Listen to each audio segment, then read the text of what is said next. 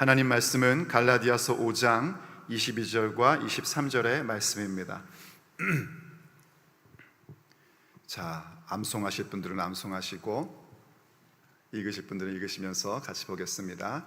시작. 오직 성령의 열매는 사랑과 희락과 화평과 옳음과 자비와 양선과 충성과 온유와 절제니 이 같은 것을 금지할 법이 없느니라. 아멘. 하나님의 말씀입니다.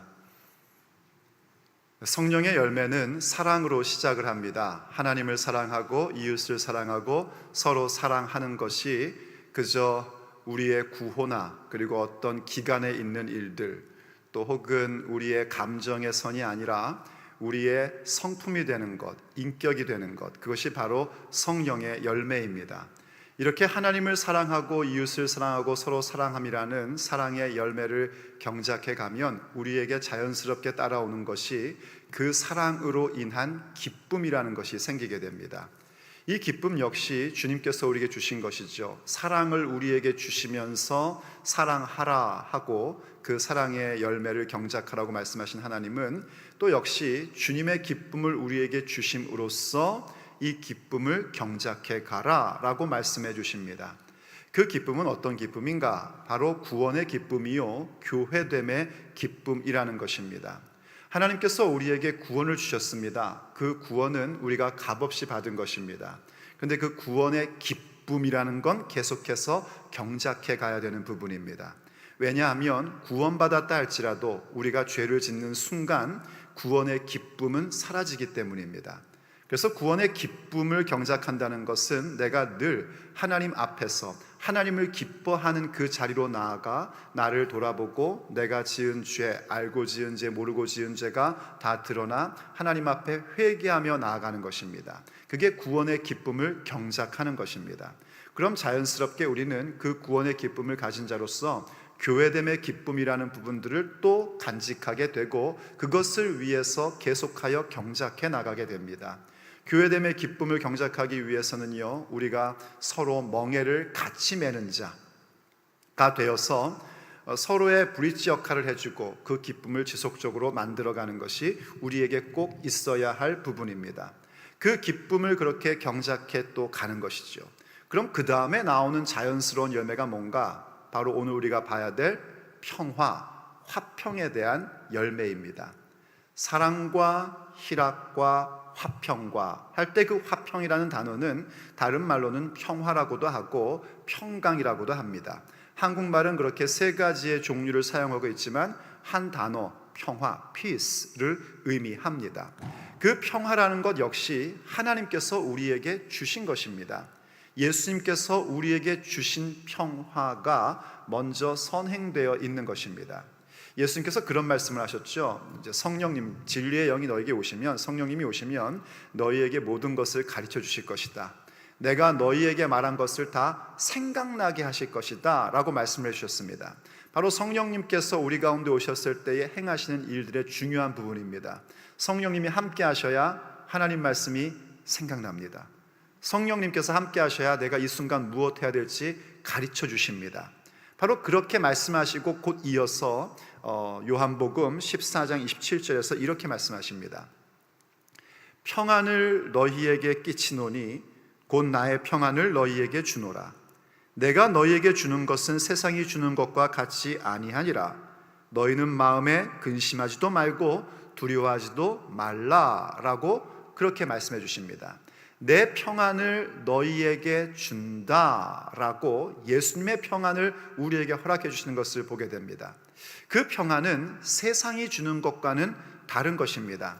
세상에서도 우리에게 평안을 줍니다. 평화를 줍니다. 그것은 주로 우리 좌우에서 오는 그런 평화입니다. 그런데 이런 거죠. 말하자면요, 하나의 그림을 그려보자면 어느 날 오후 점심을 먹고 따뜻한 햇볕 가운데에 소파에 앉아서 차를 한 잔 탁 옆에 두고 한 모금 마십니다.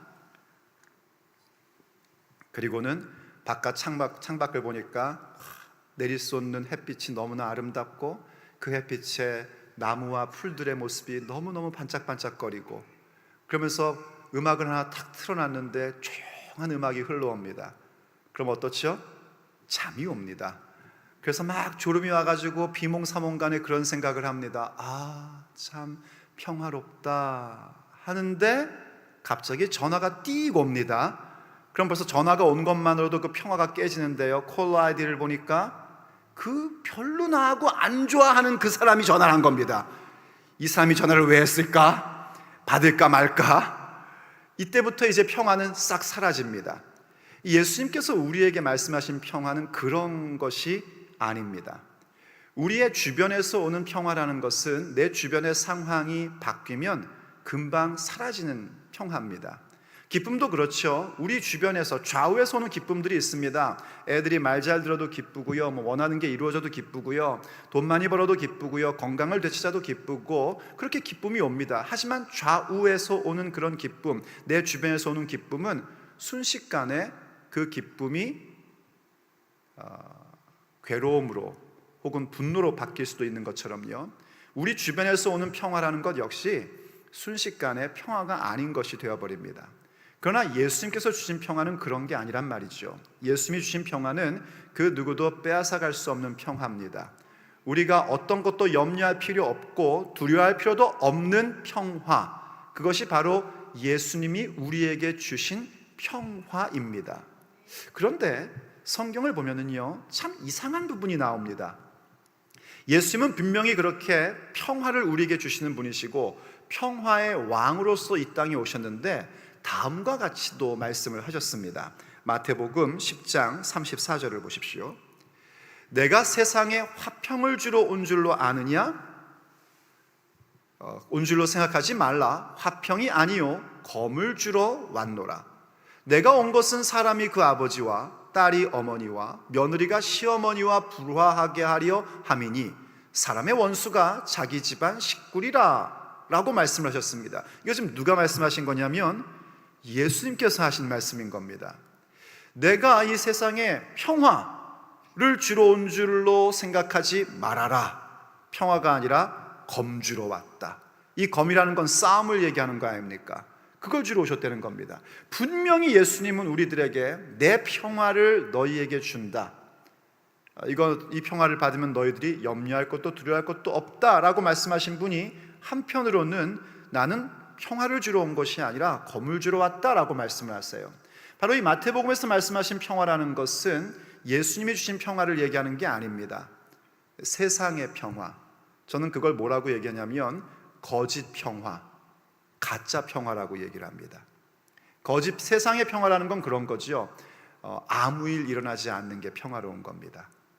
그냥 오늘도 내일과 같이 아무 일 일어나지 않고 내가 예상한 대로 일들이 진행되는 것, 그걸 평화라고 얘기를 합니다. 그러나 지금 우리가 말하는 건 그 평화가 아니란 말입니다. 오히려 예수님께서 말씀하신 것처럼 검을 들고 있는 평화입니다. 그래서 사실 크리스찬은요, 원만한 인간관계라는 걸 가질 수가 없습니다. 그렇게 기도하시는 분들이 있더라고요. 누구 하나 다 평화롭고 원만한 인간관계를 갖게 해주세요. 그럴 수가 없습니다. 왜냐하면 세상은 하나님을 대적하고 있기 때문입니다. 하나님을 거역하고 있는 세상과는 우리는 결코 평화할 수가 없습니다. 교회 안에서도 그런 사람들이 있습니다. 교회를 마치 자기 소유처럼 생각하는 사람들이 있고요, 하나님의 비전이 아니라 자기 생각대로 교회를 이끌어 가려고 하는 사람들이 있습니다. 그런 사람과는 평화할 수가 없는 겁니다. 오늘 우리가 말하는 건 그런 평화를 얘기하는 것이 아닙니다. 또 한번 보십시오, 여러분. 성경의 누가복음에 보면은요, 가브리엘 천사가 마리아를 찾아와 얘기합니다. 평화가 있을지어다, 하나님의 은총을 받은 자여 라고 얘기합니다. 마리아가 딱 듣는 순간 감이 이상했던 모양이에요. 왜 나에게 이런 인사를 합니까? 하자 얘긴즉슨 뭐냐면 이제 마리아가 아기를 갖게 되어서 아들을 낳을 텐데 그 이름을 예수라 하라, 이런 메시지를 듣게 됩니다. 마리아가 말하죠. 나는 남자를 알지 못하는데 어떻게 애를 낳는다는 겁니까? 그러자 천사가 뭐라고 그럽니까? 하나님께는 능치 못할 일이 없다, 이렇게 얘기를 해줍니다. 그러자 마리아가 얘기하죠. 주의 여종이오니 주의 말씀대로 이루어지이다 합니다.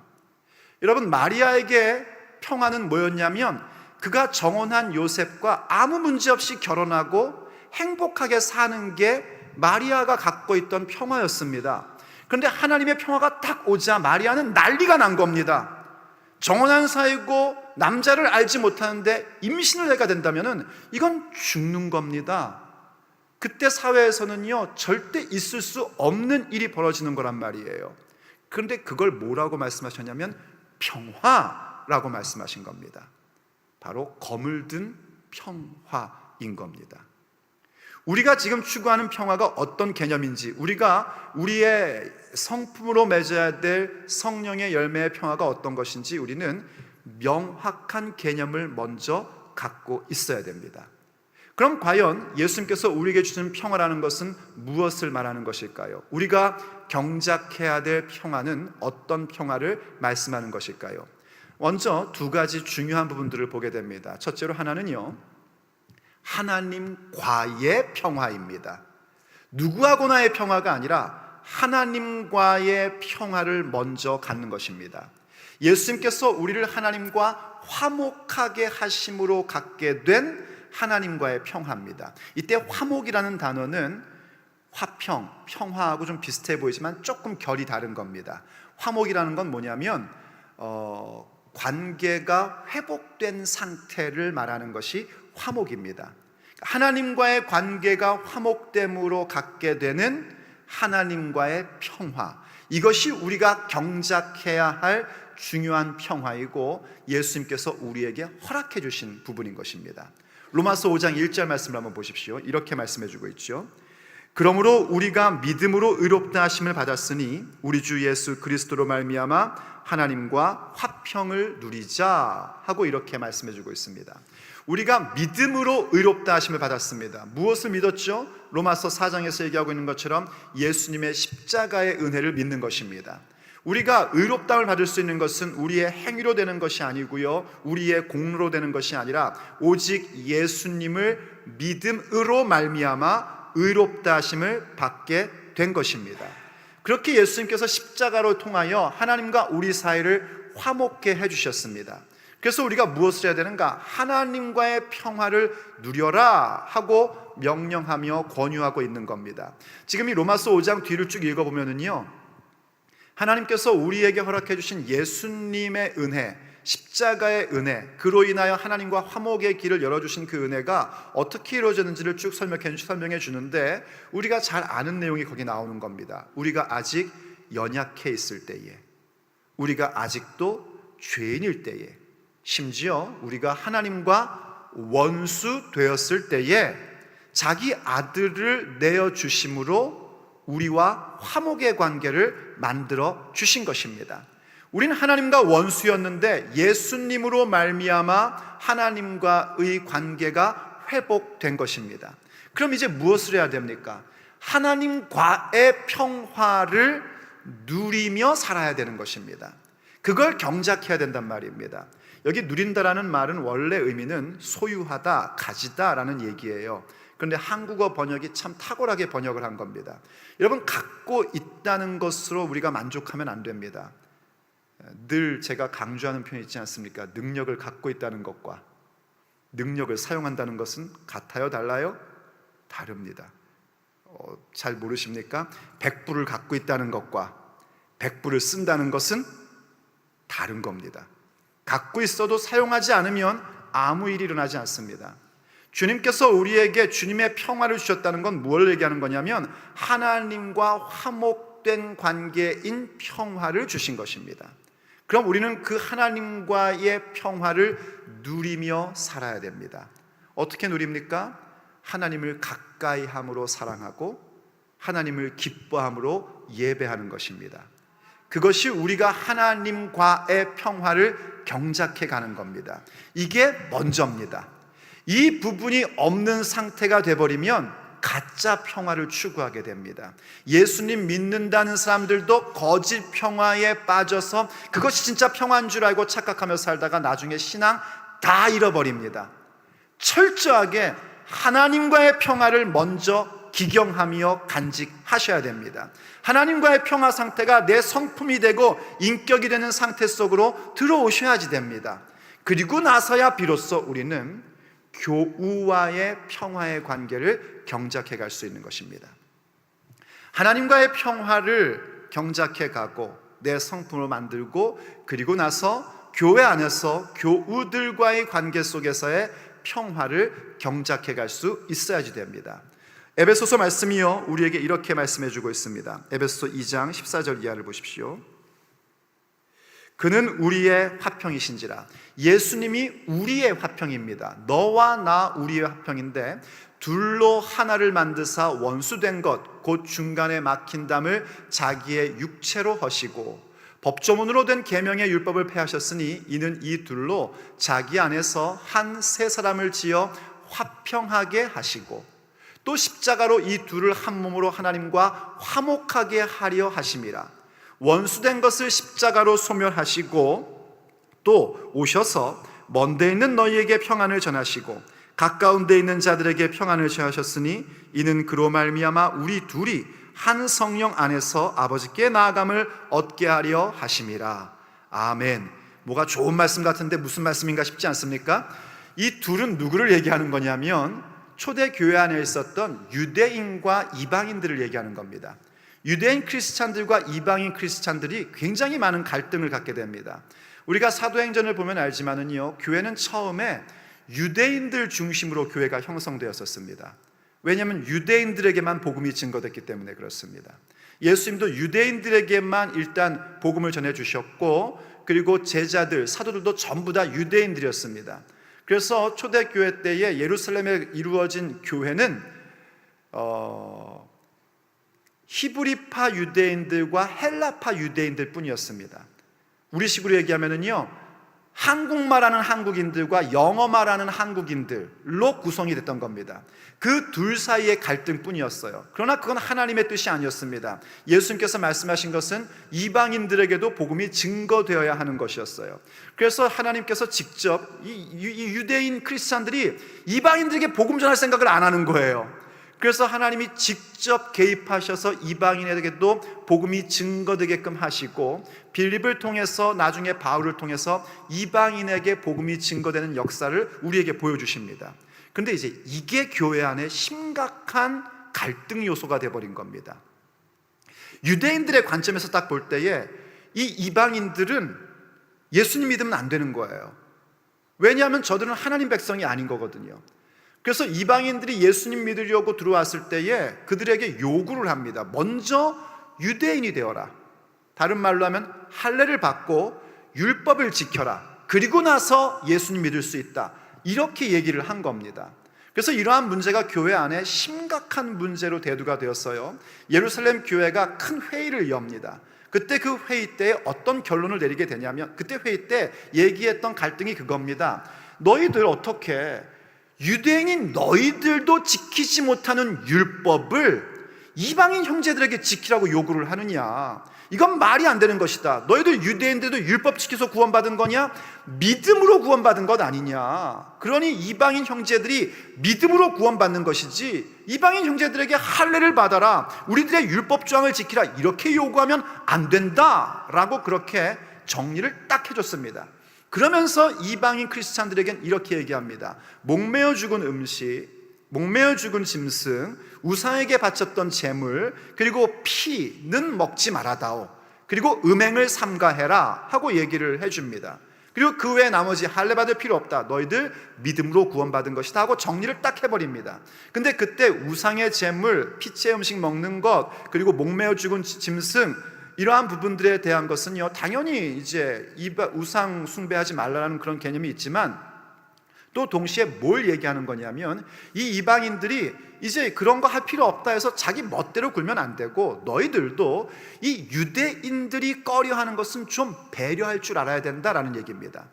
율법 조항을 지키는 것, 할례를 받는 것은 너희들이 할 필요 없고 드러나는 것이 아니지만, 그렇다고 해서 자유가 있다고 해서 막 그렇게 너희들 멋대로 한다면 곤란하니까 이 유대인들이 꺼리는 건 너희들도 좀 삼가해라 해서 이렇게 유대인 크리스찬들과 이방인 크리스찬 사이를 교회가 잘 중재하여 하나가 되게끔 노력을 했었습니다. 그럼에도 불구하고 유대인 크리스찬들은 계속 거북했던 겁니다.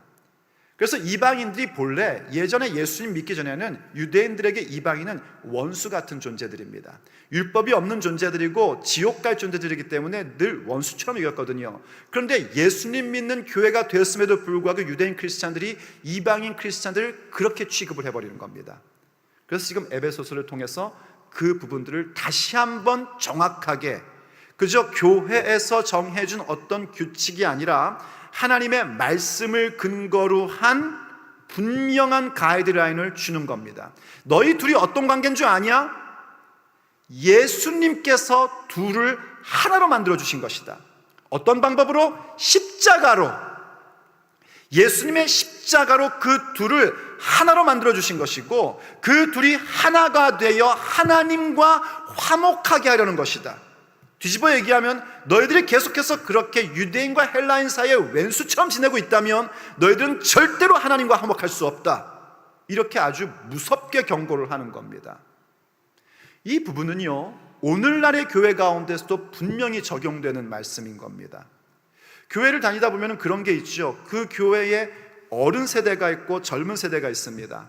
어른 세대가 젊은 세대를 볼 때는요, 아주 마음에 안 듭니다. 여러분, 우리 어른인 우리들, 저도 이제 어느새 어른이 됐더라고요. 어른인 우리도 한번 가만히 생각해 보십시오. 우리도 젊었을 때에 어른들이 걱정했던 젊은이들이었습니다. 저 젊었을 때요, 장로님들이요, 우리 청년부 엄청 걱정했습니다.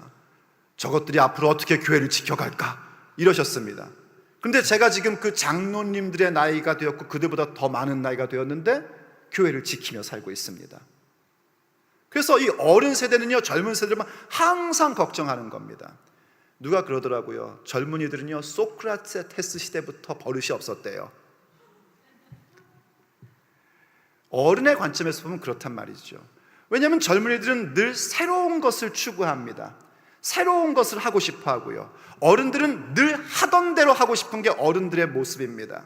그래서 어른들이 젊은이들 볼 때는 이게 왼수처럼 보이는 겁니다. 우리가 쌓아온 것들을 전부 다 무너뜨리는 것처럼 보이고요. 그래서 그들을 자꾸 내어보내려고 하고 터부시하려고 합니다. 이러면 하나님과의 화목의 관계가 깨지고 있는 겁니다. 어디 그뿐입니까? 교회를 보면은요, 기존 신자가 있고 새로 오시는 분들이 있습니다. 그럼 기존 새로 오는 사람들은요, 모든 게 낯설기 때문에 자기가 신앙생활 하던 방법, 혹은 처음 예수님 믿은 사람은요, 세상에서 살던 방법으로 그냥 교회에 옵니다. 그러면 원래 이 교회에 오래 다니던 우리들은 어떻습니까? 그게 눈에 거슬리는 겁니다. 보기가 싫고요.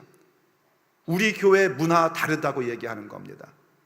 그래서 그 새로 온 사람들의 행위와 모습과 그러한 것들을 원수처럼 취급을 하는 겁니다. 이게 딱 유대인들이 헬라인 크리스찬들을 봤던 모습인 겁니다. 그런 모습은 하나님과의 화목의 관계가 금이 가고 있다는 사실을 기억해야지 됩니다. 내가 정말 하나님과의 평화를 누리고 있는 것을 확인하는 자리가 어디냐면요, 교회 안에서 유대인 크리스찬, 헬라인 크리스찬들이 십자가로 둘이 하나가 되었음을 기억하고 그 화평의 관계를 지켜가며 경작하느냐로 점검해야 되는 것입니다. 그게 있으면 나는 계속해서 하나님과의 평화의 관계를 경작하는 자이고, 그게 없고 그냥 내 기분 내키는 대로 유대인들은 헬라인들을 저렇게 하나님의 방법도 모르는 사람이라고 그러고, 또 헬라인들은 유대인들에 대해서 전혀 배려하지 않는 그런 모습으로 간다면 거기에는 주님이 주신 평화라는 게 존재하지를 않는 겁니다. 우린 분명히 하나님과의 평화를 경작해 가야지 되고, 또 교우들과의 평화를 경작해 갈 수 있어야 됩니다. 그 안에 하나님의 방법이 아닌 것, 하나님의 뜻이 아닌 것, 하나님의 말씀이 아닌 것은 우린 검을 갖고 싸워야 됩니다. 그건 분명히 말씀을 가지고 싸워야 될 문제입니다. 그러나 말씀에 대한 것이 아니라 문화의 차이이고 서로의 관점의 차이라면 우린 둘이 하나 되었다는 사실, 무엇으로 말미암아요? 예수님의 십자가로 말미암아. 예수님의 십자가로 말미암아 둘이 하나 되었다는 사실을 명심해야 됩니다. 그게 예수님께서 우리에게 주신 평화입니다. 주신 평화이니 우린 그 평화를 지속하여 경작해 나가야 하는 것입니다. 그럼 과연 어떻게 이것을 경작해 나가야 될까요? 어떻게 이 주신 평화, 하나님과의 평화, 그리고 우리 교우들 간의 평화를 경작해 가야 될 것인가? 우린 그 부분을 또 두 가지 부분을 한번 생각해 볼 수 있습니다. 먼저 교우들 간의 평화를 어떻게 경작할 것인가? 평화 경작의 주도자가 되셔야 됩니다. 그냥 저 사람이 대신 나를 평화를 만들어주겠지 하시면 안 되고요, 평화를 경작하는 일에 주도권을 가지고 이루어 가야 됩니다. 여러분, 산상수훈 가운데 예수님이 말씀하셨던 거 기억하십니까? 화평케 하는 자는 복이 있나니 그들이 하나님의 아들이라 일컬음을 받을 것이미요 라고 그렇게 선언해 주셨습니다. 이게 설명이 아닙니다. 원문대로 번역하면 이렇습니다. 복되도다 화평케 하는 자들이요 그들은 하나님의 자녀라 일컬음을 받기 때문이다, 이렇게 말씀하신 거거든요. 근데 아시다시피 여러분, 이게 혼자 독립해 있는 게 아니지 않습니까? 우리가 이른바 팔복이라는 것 가운데 7번째 자리를 잡고 있는 복입니다. 팔복 어떻게 시작하는 줄 아시죠? 심령이 가난한 자는 복이 있나니 천국이 그들의 것이미요. 심령의 가난함, 심령에 가난하다는 것은요, 비어있는 걸 얘기하는 거고요, 의존하는 걸 얘기하는 것이고 겸손한 걸 얘기하는 겁니다. 우리의 심령이 그렇게 비워놓고 하나님을 의존하고 하나님 앞에 겸손하면은요, 천국, 하나님의 다스림이 우리 가운데 임하게 됩니다.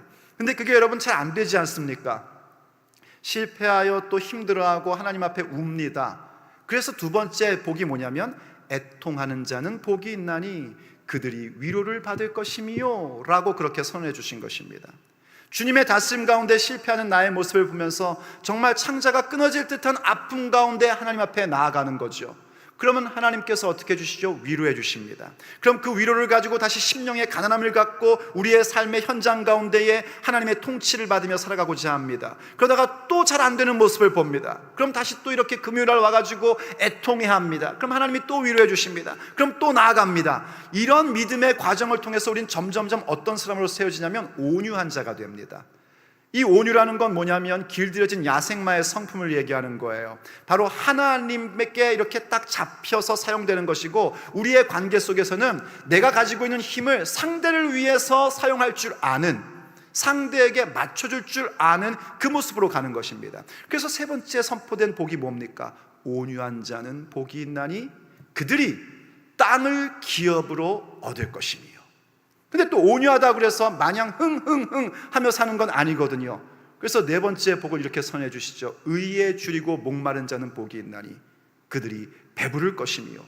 내가 온유함으로 사람들하고 다 맞추어 줄 줄 알고 그의 상대방에 내려가 줄 줄 알고 그의 눈높이에 맞춰줄 줄 알지만 그 속에 변할 수 없는 건 뭐냐면 하나님의 의, 하나님께서 정하신 그 의로움이라는 것을 늘 목말라하고 배고파할 줄 알아야 된단 말입니다. 그런데 또 이렇게 의에 목말라하고 의에 배고파다 보면요, 우린 또 굉장히 날카로운 사람들이 될 수 있습니다. 그 의로움의 기준을 자꾸만 나에게 삼아야 되는데 상대방에게 삼으려고 할 때가 참 많습니다. 그래서 그 다음에 나오는 복이 뭐냐면 긍휼히 여기는 자는 복이 있나니 그들이 긍휼히 여김을 받을 것이며. 상대방을 볼 때 불쌍히 여길 줄 아는 겁니다. 부부가 서로를 보며 불쌍히 여길 줄 알고 교인들이 서로를 보며 불쌍히 여길 줄 아는 그 긍휼한 마음을 갖는 자가 복된 자란 말이죠. 그런데 또 긍휼히 여긴다고 그래서 이게 문제가 뭐냐면은 죄 짓는 것까지도 긍휼히 여긴단 말이죠. 그래서 죄져도 할 수 없이 어떡하냐, 그냥 그렇게 사는 거지 목사님이 너무해, 진짜 목사님은 너무 차가워, 그냥 맨날 저렇게 야단만 치고. 그럴까봐 주님께서 그 다음 복을 뭐라고 말씀하셨죠? 마음이 청결한 자는 복이 있나니 그들이 하나님을 볼 것이며. 긍휼히 여기지만 계속해서 나는 무엇을 가질 줄 알아야 되는가? 마음이 깨끗해야 된단 말입니다. 마음이 청정함으로 나아가야지 돼요. 하나님의 말씀과 기도 가운데 청정한 마음을 가지면 우리에게 주어지는 게 뭔가? 하나님을 본단 말입니다. 내 삶의 현장에 계신 하나님을 보게 되고요, 일하시고 계신 하나님을 보게 되고요, 그야말로 꽃 한 송이 속에서도 하나님을 목격할 수 있는 그 영안이 열리게 됩니다. 그럴 때에 그 다음 나오는 게 뭔가 화평케 하는 자라는 모습으로 세워지는 겁니다. 그냥 갑자기 떨어지는 화평케 하는 자가 아니라 심령의 가난함을 갖고 애통해할 줄 알고 온유할 줄 알고 의에 줄이고 목마를 줄 알고 그리고 동시에 긍휼히 여길 줄 알고, 그래서 그 부분 가운데에 긍휼히 여길 줄 알고 그리고 마음이 청결해지고, 그래서 하나님을 보기 때문에, 다른 말로 하자면 하나님과의 평화의 관계를 갖기 때문에 다시 평화케 하는 자. 그때 그 화평케 하는 자라는 말은요, 평화를 지키는 자가 아닙니다. 평화를 만드는 자, 피스메이커입니다. 좀 더 정확히 얘기하면 피스 컬티베이터입니다. 평화를 경작하는 자가 되는 것입니다. 그래서 그들이 하나님의 아들, 곧 하나님 나라를 상속받는 자, 하나님의 상속자라는 일컬음을 하나님께로부터 받게 되고 그리고 세상으로부터도 받게 되는 겁니다. 근데도 또 나오는 게 뭡니까? 마지막 8복이 뭐죠? 8번째 복이 뭡니까? 의를 위하여 박해를 받는 자는 복이 있나니 천국이 그들의 것이다. 그 화평케 하는 것, 그것은 바로 하나님과의 평화를 근거로 한, 주님 말씀을 그대로 빌리자면 거물든 평화이기 때문에, 참된 평화로 나아가는 것이기 때문에 우리에게는 박해가 올 수밖에 없는 겁니다. 그 박해를 두려워할 필요가 없단 말이죠. 세상이 나를 욕하고 그것 때문에 나를 비웃고 나를 박해하면 기뻐하고 즐거워하라. 하늘에서 상이 큼이라 인 겁니다. 바로 이 모습으로 우리는 화평을 경작해 가는 겁니다. 이 기준을 가지고 화평을 경작해 갈 때에 구체적으로 어떻게 하는 것이냐면 로마서 12장 17절 이하를 보십시오. 아무에게도 악을 악으로 갚지 말고 모든 사람 앞에서 선한 일을 도모하라 합니다. 여러분, 악을 악으로 갚지 않는 것은요, 성령의 열매를 맺음, 하나님의 성품을 닮아가는 것의 기본 품새입니다. 기본 품새라는 거 아십니까? 우리 한국 남자들은 웬만하면 다 태권도를 한 번씩 배워봤거든요. 태권도의 기본 품새 아시죠? 그런 것처럼 악을 악으로 갚지 않는 것은 성령의 열매, 우리가 가져야 될 하나님 닮은 성품의 가장 기본 품새와 같은 것입니다. 그리고 모든 사람 앞에서 선한 일을 도모하래요. 18절, 할 수 있거든 너희로서는 모든 사람과 더불어 화목하라. 이건 좀 설명이 필요합니다. 여기 할 수 있거든이라는 말이 할만하면 그냥 하고 아니면 말고 이런 얘기는 아닙니다. 조금 더 풀어 설명하면 영어 성경은 이걸 잘 설명을 해놨습니다. If it's possible, so far as it depends on you가 들어가 있습니다. 그게 너에게 달려 있다면, 그 평화의 관계, 하나님의 평화, 이것을 만들어가는 그것이 너에게 달려 있다면 할 수 있는 것이다. 그러면 모든 사람과 더불어 화목하라. 이렇게 지금 말씀하고 있는 겁니다. 이해가 되십니까? 지금 이제 우리가 교회 안에서도 아까 말씀드렸던 유대인파와 헬라파, 이방인파 이렇게 서로 갈등이 있을 때에 그 관계에 화목될 수 있는 것이 내 손에 달려 있다면, 그건 다시 풀어 얘기하면 유대인의 입장에서는 이방인 크리스찬에게 너희들 할례 받아, 너희들 율법 지켜, 이거 하지 않는 것이고, 또 이방인 크리스찬들의 입장에서는 유대인 크리스찬들을 배려하여 우상의 제물, 목매어 죽은 짐승, 피째 음식 먹는 것을 안 하고 음행을 삼가하며 살아가는 모습인 거죠.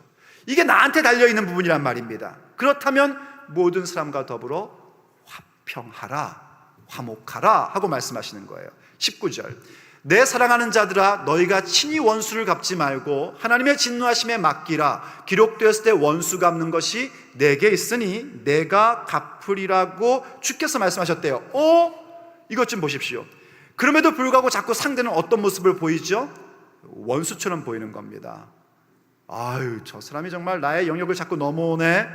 우리도 그런 거 많지 않습니까? 이렇게 라인을 딱 그어놓고 여기까지는 오케이, 하지만 여기만 넘어와 봐. 여기 다 써붙여놨잖아요. 접근 금지, 넘어오면 발포함, 이런 모습으로 살고 있단 말이죠. 그런데 그때 하나님께서 우리에게 구체적으로 가르쳐 주신 방법, 할 수 있거든, 너에게 그것이 depends on you, 너에게 달려 있다면 모든 사람과 화목해야 되는데, 그때 너희들이 먼저 해야 될 건 뭔가? 원수를 갚지 말아라입니다. 원수라는 건 뭐겠습니까? 나에게 뭔가 해코지한 사람이죠.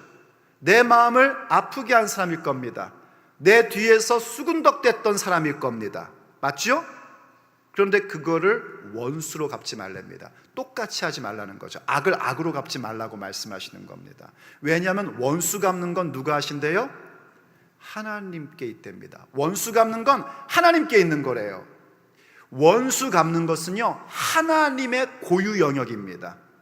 달리 말하면 왕의 고유 권한이 원수 갚는 것입니다. 그런데 왕의 허락 없이 왕의 고유 권한을 내가 활용하면 그거는 반역입니다. 왕권 찬탈입니다. 매우 심각한 겁니다.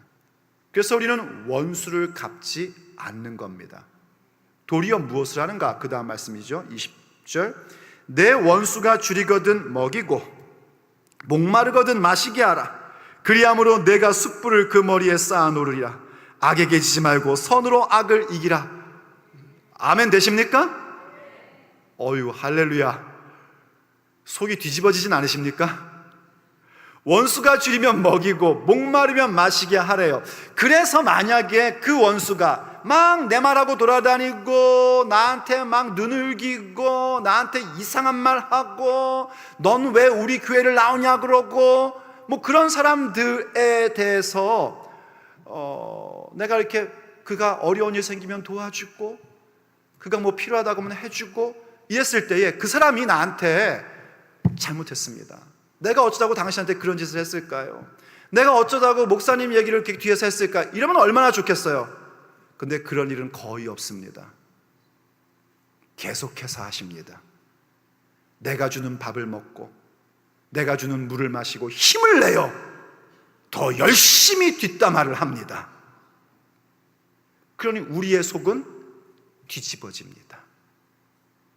그런데 하나님은 그걸 하라십니다. 그렇게 함으로써 뭘 하라 하시는가? 그 사람 머리에 숯불을 쌓으라 하십니다. 그래서 이걸 많은 학자들이 그렇게 해석을 합니다. 옛날에 유대인들은요, 요즘은 뭐 이런 일이 없지만 집에 이렇게 이제 불을 꺼트릴 때가 있지 않습니까? 아궁이 불이든 뭐든지 불을 꺼트리면 불을 다시 살리기가 너무 힘드니까 옆집 가서 숯불을 빌려옵니다. 그래서 우리 집에 꺼진 불을 다시 이렇게 피우는 거예요. 그럴 때 옆집과 어저께 대판 싸운 거예요. 그래서 싸운 옆집에 가서 숯불을 달라고 그랬더니 이 사람이 예수님을 믿는 사람이라서 어저께 나하고 대판 싸워서 다시는 말 안 하리라 했지만 그래도 숯불이 없다니까, 숯불이 없으면 저녁도 굶을 거고 밤새 춥게 잘 거니까 이 숯불을 나누어 준 겁니다. 그럼 이제 옛날 유대인들은요, 이 숯불을 이렇게 빌려가지고 올 때 이렇게 들고 안 왔대요. 왜냐하면 옷이 이렇게 펑퍼짐하잖아요. 그래서 바람 휙 불면 옷이 태워질 수 있으니까 이 숯불을 이렇게 들었답니다. 머리에 이듯이. 그러고서 빨리 옮겨왔대요. 그래서 이제 학자들이 해석하는 게 그거예요. 숯불을 빌려주면 이렇게 들고 오다 보면 뜨겁잖아요. 이렇게 뜨거우면 얼굴이 어떻게 돼요? 화끈화끈하잖아요. 그래서 우리가 원수에게 줄이면 먹이고 목마르면 마시고 그러면 그 원수가 화끈화끈해서 얼굴이 뜨거워져서 아이고 내가 괜히 그랬네 이럴 것이다 라고 해석을 하는데 그건 별로 설득력이 없습니다. 왜냐하면 아까 제가 말씀드린 그런 사건들 때문에 그런 겁니다. 근데 이건 이제 그런 차원의 얘기가 아니고요. 성경은 물론 그 문화 가운데서 말씀하신 거지만 숯불을 이고 가게 하라 하지 않으셨고요. 오늘 방금 읽었던 말씀 그대로 얘기하면은 그 머리 위에 숯불을 쌓은답니다. 머리 위에 숯불을 쌓은대요. 숯불은요 귀하고 좋은 겁니다. 지금 시대는 별로 의미가 없지만 옛날 시대는 정말 귀한 것이고 가족의 저녁을 먹을 수 있게 해주고 밤새 따뜻하게 할 수 있는 좋은 것입니다. 그런데 숯불은 어떤 특징을 갖고 있냐면요, 시간이 지나면 재가 되어버립니다.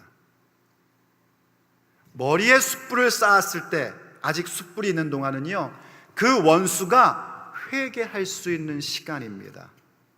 사실 우리가 그 숯불을 쌓는 순간 무엇이 시작되냐면요, 하나님의 징계의 타이밍이 스타트 된 겁니다. 왜냐하면 그 머리에 쌓았던 숯불이 시간이 다 되어 재가 되는 순간, 그건 뭐지요?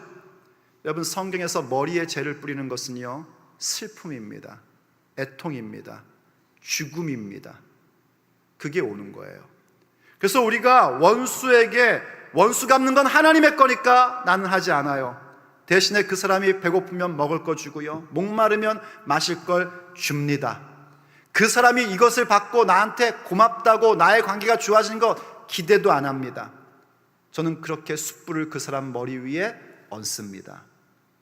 그럼 그때부터 이제 하나님의 타이밍이 스타트 되는 겁니다.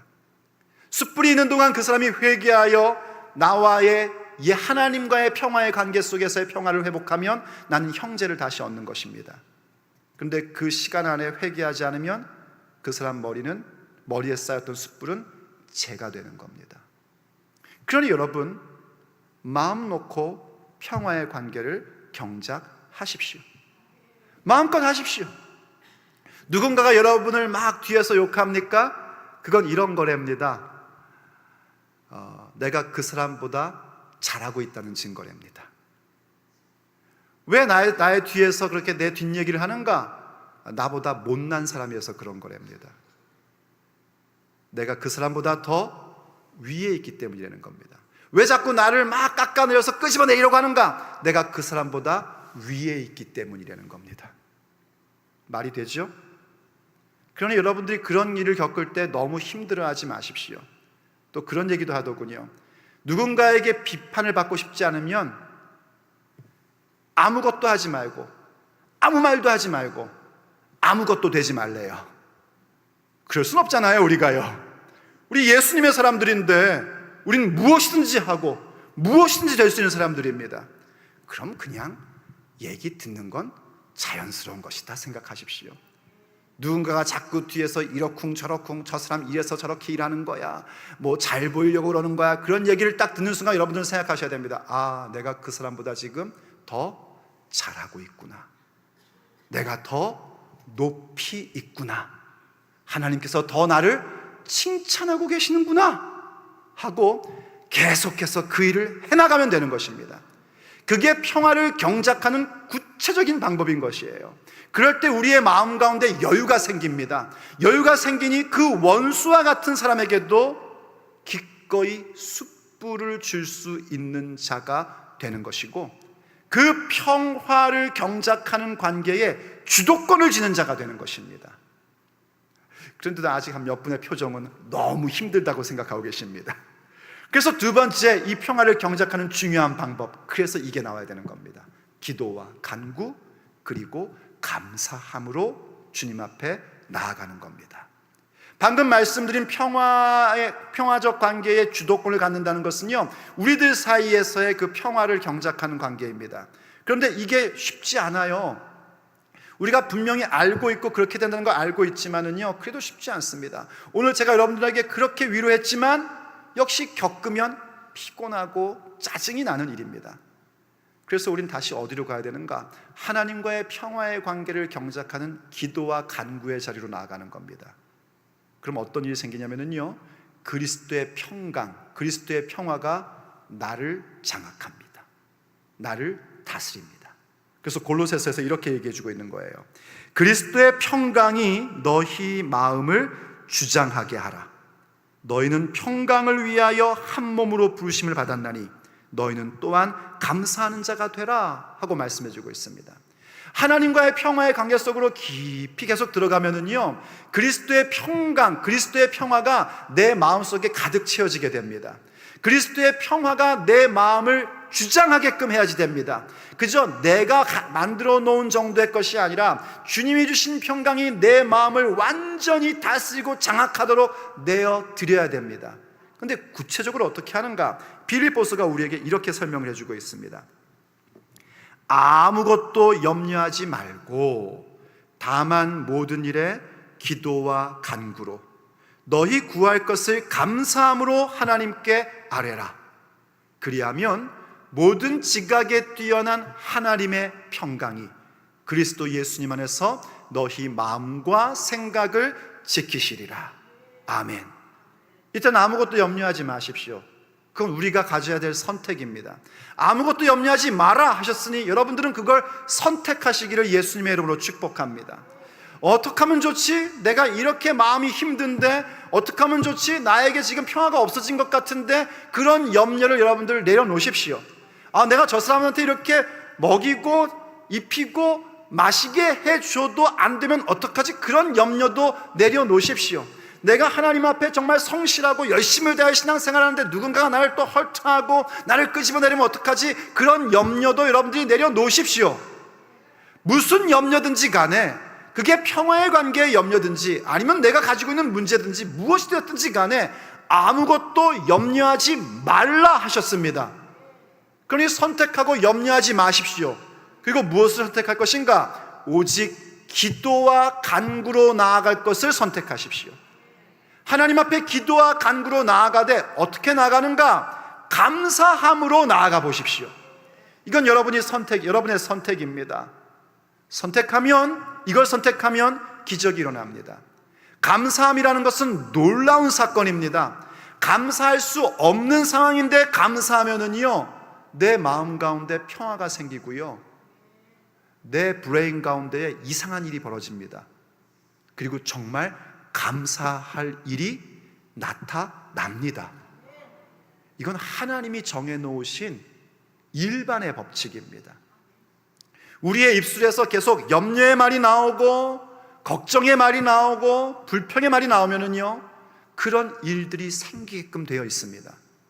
그러나 그거를 버려버리고 나의 입술에서 감사의 고백을 드리고 주님 안에서 이것은 할 수 있다라는 분명한 선포를 갖고 살아가면은요, 선포한 대로 하나님께서 우리 인생 가운데 일하여 주십니다. 그러니 여러분, 당연히 염려를 버리고 기도와 간구 가운데 감사함으로 하나님께 나아가야 됩니다. 그럼 주께서 제일 먼저 주시는 것이 바로 그겁니다. 모든 지각에 뛰어난 하나님의 평강. 우리가 감각하고 있고 우리가 생각하고 있고 우리가 느끼고 있고 우리가 듣고 있고 우리가 보고 있는 그 모든 사건들보다 뛰어난, 또 혹은 그 모든 것들을 뛰어넘게 하시는 하나님의 평강이 예수 그리스도로 말미암아 우리의 마음과 생각을 지켜주신단 말입니다. 그게 바로 그리스도의 평강을 우리의 마음에 주장하도록 하는 일입니다. 그리스도의 평강이 내 마음 가운데 주장되어야 됩니다. 그러니 기도와 간구로 주님 앞에 나아가시고 감사의 선포와 긍정의 선포를 가지고 나아가십시오. 그럼 주님께서 우리의 마음을 지켜주십니다. 우리의 생각을 지켜주십니다. 그럼 다시 우리는 힘을 얻고 일어서서 그 평화 경작의 주도자로 세워지게 되고, 그러다 보면 어느새 하나님과의 평화, 교우들과의 평화가 그저 한두 번 해본 사건이 아니라 우리의 성품 자체로 자리매김 되는 것입니다. 그것이 바로 하나님의 아들이라 일컬음을 받는 자들, 하나님의 상속자라고 일컬음 받는 자들의 성품이며 인격이고 우리가 기도해야 될 모습입니다.